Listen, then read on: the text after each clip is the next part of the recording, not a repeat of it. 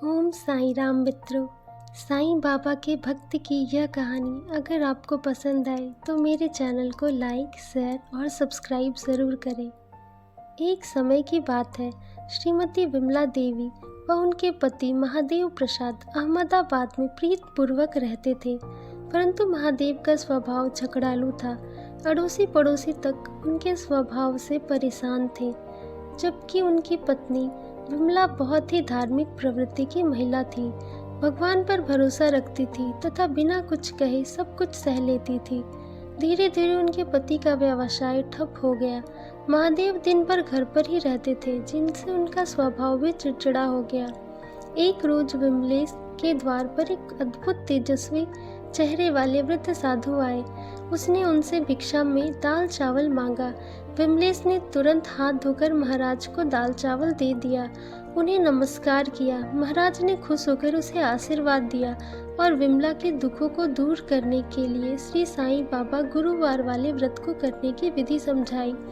उन्होंने बताया कि सामर्थ्य अनुसार मन्नत मांगकर 5, 7, 11 अथवा 21 गुरुवार तक साईं बाबा का व्रत करने की विधि से उद्यापन करें, भूखों को भोजन कराएं, उसकी मनोकामना पूर्ण होगी। इस व्रत को करते समय झूठ, छल आदि बुरी आदतों का त्याग करना आवश्यक है। व्रत पूर्ण होने पर यथाशक्ति 7, 11, 21, 51 पुस्तकें कृतज्ञता स्वरूप दान करते हैं। श्री साईं के जो वचन है, श्रद्धा व सबूरी अर्थात श्रद्धा और संतोष ध्यान में रखकर व्रत रखना। इस प्रकार व्रत करने से साईं बाबा तुम्हारी मनोकामना पूर्ण करेंगे। इतने सरल व्रत को सुनकर विमला अत्यंत प्रसन्न हो गई और अगले गुरुवार से ही उसने श्री साईं बाबा का व्रत करना शुरू कर दिया।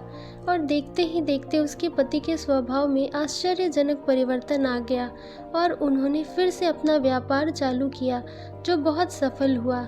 घर पर भी श्री साईं बाबा की कृपा से सुख शांति हो गई। एक दिन विमला की बहन और उनके पति उनसे मिलने आए। महादेव और विमला को खुश देखकर वे भी बहुत खुश हुए। विमलेश ने अपनी बहन से पूछा कि यह चमत्कार कैसे हुआ। मेरे बच्चे बिल्कुल पढ़ाई नहीं करते और किसी का कहना नहीं मानते, बहुत उद्दंड होते जा रहे हैं। सब कुछ होते हुए भी मैं सुखी नहीं हूँ।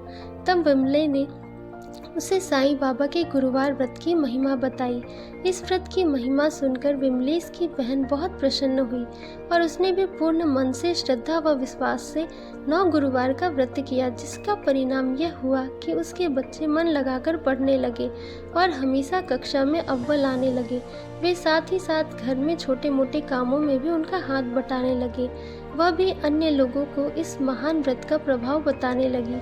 साईं बाबा पर उसे इतनी अधिक श्रद्धा थी कि एक दिन वह बांटने को विवेक प्रकाशन मथुरा की छपी हुई साईं बाबा के जीवन चरित्र और कथाओं का भजन माला की पुस्तक लेकर आई, जिससे उसके पति को बहुत पसंद आया। तो दोस्तों, साईं बाबा की अगर यह कहानी आपको पसंद आई हो तो मेरे चैनल को लाइक, शेयर और सब्सक्राइब ज़रूर करें। धन्यवाद। ओम साईं राम।